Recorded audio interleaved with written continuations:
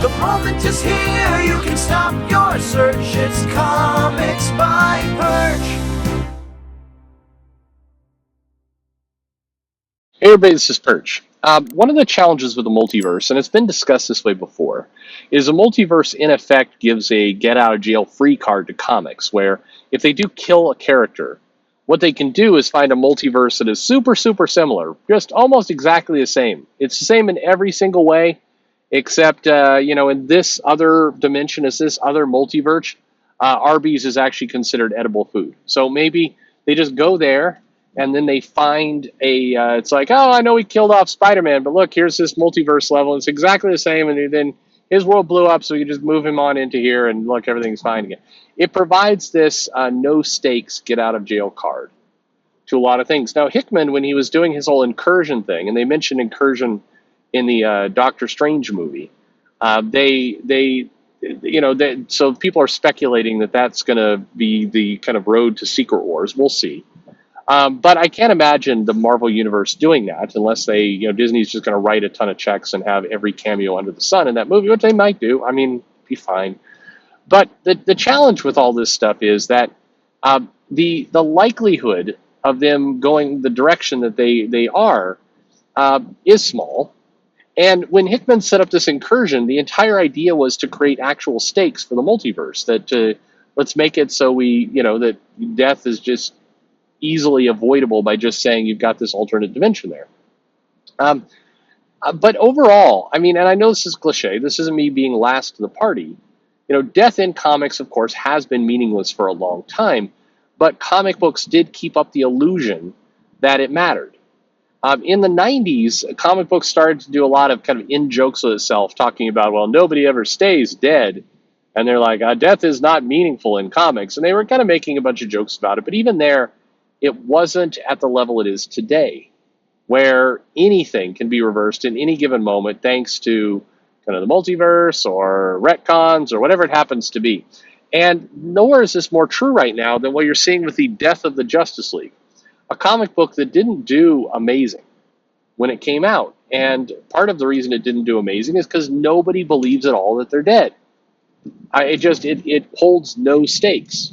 And I think the big reveal, because for a while people were speculating on 5G and what was going to happen, and is this the young heroes come into play and everything else. Well, we're seeing the kind of shadowy remnant of whatever some of those plans were. Those plans were, of course, a limited event, kind of like what we're getting now, but with kind of more Didio kind of nonsense attached to it. Here we're getting this shadow of a dark crisis where the main characters die, the young characters have to step up, the villains run amok, and it's supposed to introduce danger because the idea here is to say, hey, a lot of these younger heroes, Wonder Girl, Yara Flor, and John Kent Superman, and the Jackson Hyde Aquaman, etc. These characters haven't faced Deathstroke and Doomsday and all these big villains, so it's going to be hard for them. They're probably not going to make it. But truth be told, we know they're going to make it. All this is doing is presenting kind of the illusion of stakes. And we also know that the original Justice League is going to come back in the near future, and they're going to be saved, and then the old people are going to stand around like, you've let us all know that someday when our time does come, the world will be in safe hands, thanks to you young kids who were able to stop this latest of the dark crises that temporarily killed us, even though we've been dead multiple times before. Hell, Wonder Woman like a year and a half ago. So, but good for you. You're the next generation, truly. And the next generation can go, yeah, and here's our dog Poochie, radical. And then they fly off into space is what will happen.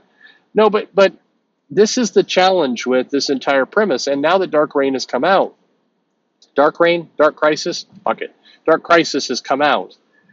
We're seeing that it truly has reached a saturation point and exhaustion point. It isn't, it didn't sell amazing. It just didn't.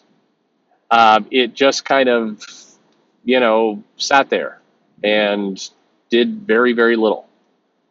And it because nobody believes it. Nobody believes in the premise. Death of the Justice League, nobody believes that's legit. Once upon a time, back in like the late 80s or early 90s, that comic might have sold I mean, who knows? I,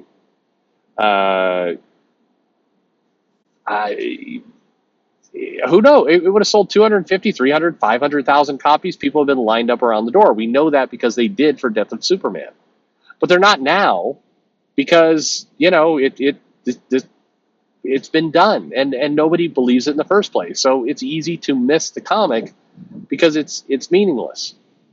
And this is the ultimate conclusion. This is why when Hickman did do Secret Wars and set up the entire incursions bit and got the customers, by the way, to pay for it along the way, what Hickman was doing was saying, hey, I'm developing this storyline that's going to take a bunch of cards off the table that we could play with. We're going to basically we're basically going to limit our options in the universe to inflict and bring danger and concern and stakes back in, and you're going to get to pay $3.99 an issue for it. People lined up to do it, and the fact that Marvel had this moment in Secret Wars, I do think it was a huge botched opportunity where they basically got a solution to many of their problems to bring some danger, to bring some stakes and threats back into their universe. They immediately undid it. Immediately, like within, there was this talk that around the Marvel offices they were going to outlaw the word 616, and they were just going to get to the one universe. That's why you collab. And this is what it is. And it was within like 2 months. Some writers like the 616. Like you brought it all back in again. Now, to be fair, Hickman did end his comic with the idea that Reed Richards and the Fantastic Four are going to go around there and use pieces of the Molecule Man to basically reboot the universe and have this stuff coming up. But still, you could have just had that drift away and just stuck to some danger, which is what people wanted. But Marvel was uninterested in that, and then they needed their out. The problem is it's less of an out these days and just kind of an eye-rolling excuse. And that's where we're having DC, Marvel, they all have the same problem.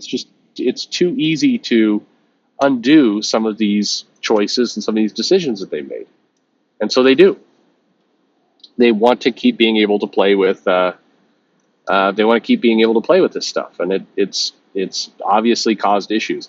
I don't know, it was sad to see this whole Death of the Justice League come out and then perform so poorly. It's not surprising that it performed poorly, but it did. And when I say perform poorly, by the way, I'm not saying it was a 500 selling comic. I mean to say it didn't crack 100,000 copies. It doesn't look, at least at early indications, like it's going to crack 60. That's a sign of a reader base and a consumer base that just doesn't believe in the premise that's being sold to it. And so they're going into it saying, well, I don't believe they're actually dying. I don't believe this is death. I don't believe this matters. So is there anything else in the story that's going to get me to the table? Is the writer, the artist, some revelation, something that's going to have it happen? No. I was hearing from another people at Free Comic Book Day that the Marvel issue sold out relatively quickly, and the DC Dark Crisis issue did not. People just didn't pick it up. They didn't want it. They didn't want it, again, because nobody buys the premise anymore. This is a horrible sign for comics. This is a bad sign for DC. It's a bad sign for Marvel. You hear some of the complaints of Doctor Strange, the new movie coming out. It's like, well, this goes hard into the multiverse. We just had Spider-Man go hard into the multiverse. At some point, as normies, as people who are, supporting these $2 billion films, when they're out, we just want to have a good, solid story that feels like there's some risks and some danger. And, that's why we bought into the Avengers. Is Thanos going to kill them all off, or are they going to come back some way? And they did come back in some way. But it was, it took some sacrifice. It felt like it was earned. Now with multiverse, whatever. You can do whatever you want.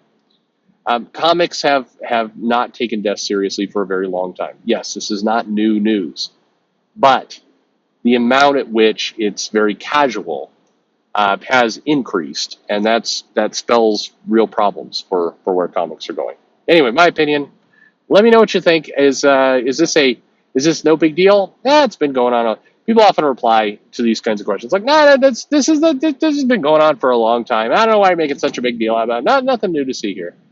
It feels like there's a few new things to see here because the sales keep dwindling.